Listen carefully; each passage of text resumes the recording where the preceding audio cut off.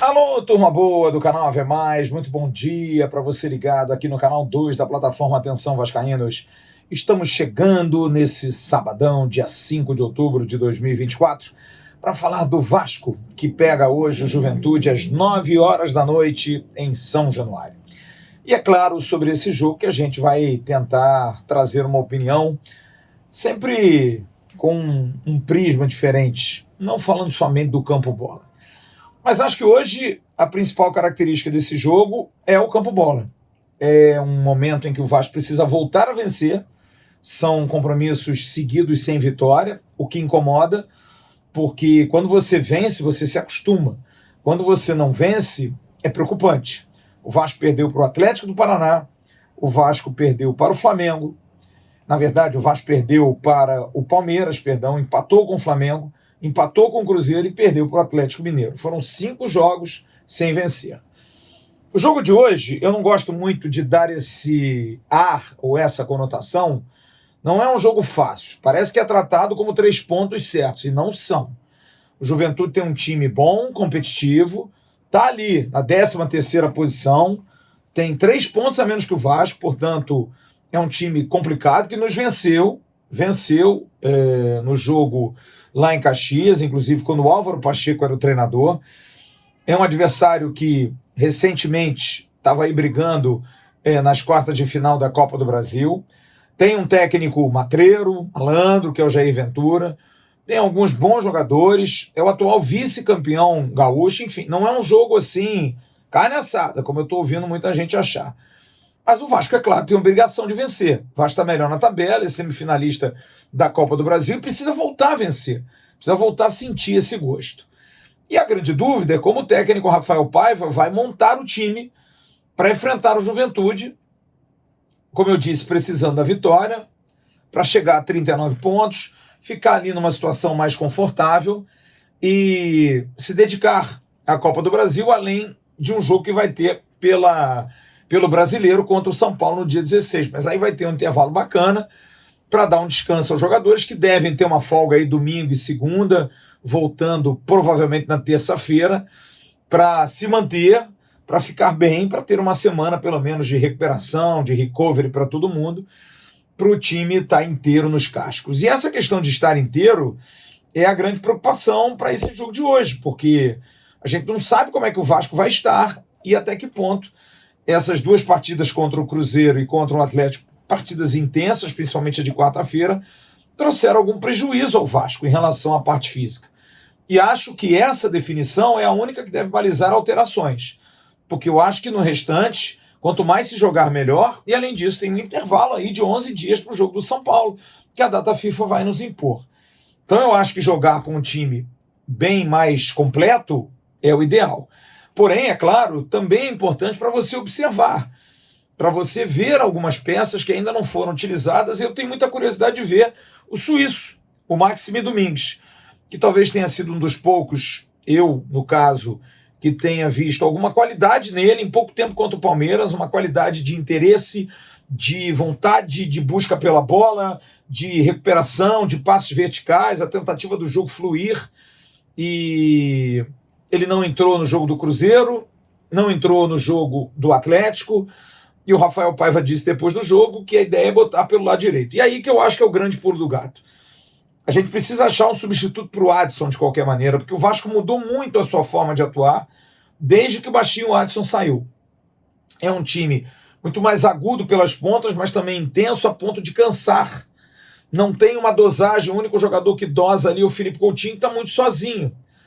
O Adson dava esse ritmo duplo ao jogo, ora dando velocidade, ora segurando a bola, ora fazendo 2 toques, ora fazendo uma tabela para chegar na frente. Enfim, a ausência dele tem trazido muito prejuízo ao Vasco. E eu acho que o Maxime Domingues tem essa característica. Canhoto, joga bem pelo lado direito, jogou assim a temporada toda no Gil Vicente, Portugal, bate bem no gol, tem boa capacidade de marcação, conclusão, é um jogador que sabe acelerar, mas sabe também segurar. Enfim, seria muito interessante vê-lo nessa função. O Vasco tentou ali o Ryan, que é um jogador canhoto também, que somente pelo aspecto físico, por ser um jogador que às vezes não vai ao fundo, porque dá o fundo ao Paulo Henrique, que se prejudicou demais com a saída do Adson, porque o Adson sempre dava ao Paulo Henrique a alternativa de chegar ao fundo, porque o Adson corta para dentro, o Adson não vai ao fundo. O Ryan até poderia ser, por ser canhoto, mas o Ryan é um jogador agudo, que joga mais em profundidade, sem ser paralelo à linha lateral. Não é aquele ponta a ponta, é o ponta diagonal, que entra, ora, um pouquinho mais para dentro, um pouquinho mais para fora, mas nunca na linha lateral. E isso, de alguma maneira, atrapalha também o Paulo Henrique. Então, essa mexida fez o Vasco ter um time de 2 extremas, de jogadores fortes pelo lado, que nem por isso potencializaram o Verratti, continua o Vasco dependendo do Piton, e trouxe ao Felipe Coutinho uma solidão na questão de discutir no meio de campo com alguém, com algum companheiro, porque ele toca no Matheus Cocão, o Matheus Cocão acelera. Toca no Ryan, o Ryan acelera. Toca no David, o David acelerava. Toca em qualquer jogador ali, o Emerson Rodrigues acelera muito, enfim. Então há uma necessidade de se cadenciar um pouco isso, de ter essa mescla de jogo mais veloz e de jogo mais cadenciado.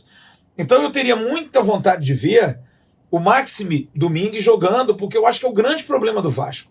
É essa questão de formação de um time capaz de suportar a parte física, capaz de ter recomposição, capaz de poder trabalhar a bola, de valorizar mais a posse de bola quando tem, e também, quando precisar acelerar, ter jogadores nessa característica.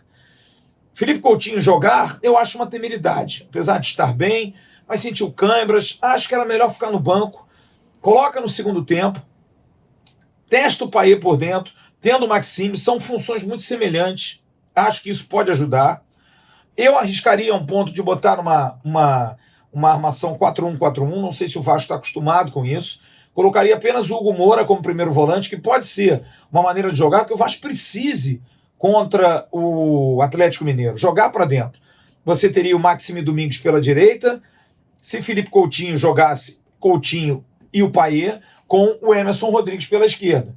Um 4-1-4-1 clássico com o Verratti na frente. Se o Coutinho não jogar, você pode ter por dentro o Payet, tendo o Maxime Domingues também, e talvez ali pela meia, né, algum jogador tipo o Alex Teixeira fazendo essa função por dentro, que talvez seja uma função melhor a ele.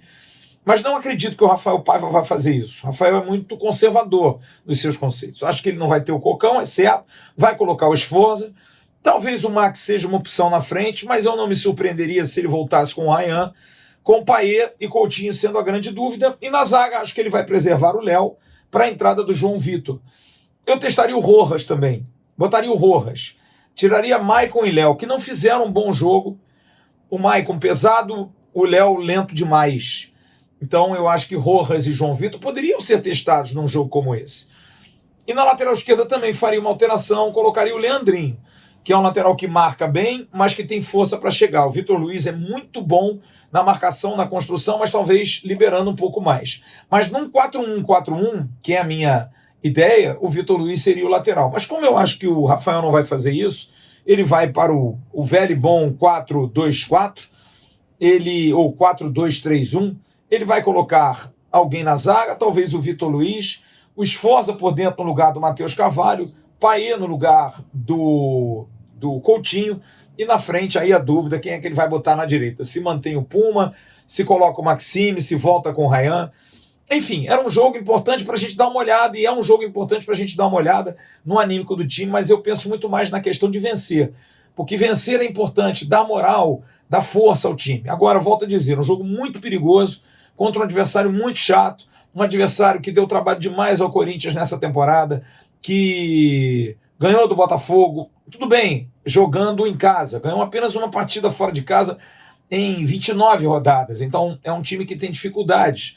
Então eu acho que o Vasco tem a obrigação de vencer, mas precisa jogar. É isso que o Vasco deixou de fazer nos últimos jogos. Talvez os 20 minutos contra o Atlético tenham sido animadores, o time marcou pressão, conseguiu ganhar bolas, conseguiu ter domínio, mas não fez um bom jogo com o Palmeiras. Contra o Flamengo oscilou demais e apenas no final conseguiu reagir. fez um jogo contra o Atlético do Paraná muito mais no coração para levar para os pênaltis. Enfim, tá devendo o Vasco. Tá devendo. Já não fizeram um bom jogo com Vitória, ganhou de 1-0 o gol do João Vitor, mas o Léo Jardim foi o melhor homem em campo. O Vasco precisa voltar a jogar. O Vasco precisa jogar o futebol que outrora vinha jogando, e a única temeridade é porque esse futebol tá quase junto, andando junto da presença do Adson. Sem ele, ficou complicado, ficou difícil. Vamos ver o que o Rafael Paiva vai fazer hoje. Há uma boa tendência, sim, de mudanças, e acho que ele não vai ser teimoso a ponto de não mudar. Em grande profusão, acho que não. Mas algumas mudanças, como na zaga, no meio e no ataque, ele com certeza vai fazer. Vamos esperar. É hora de voltar a vencer, é hora de dar ao torcedor ânimo novamente de um time que poderá ser capaz de derrubar o Atlético no dia 19 e seguir na Copa do Brasil rumo à final. Tá bom? Às 7h30 da noite eu vou estar no comando do pré-jogo no canal Atenção Vascaínos lá. Você vai lá, dá aquela curtida, dá aquele like e a gente vai abrir o melhor pré-jogo do YouTube vascaíno. Tá bom? Grande abraço a todos vocês, um ótimo sábado. Tchau, turma.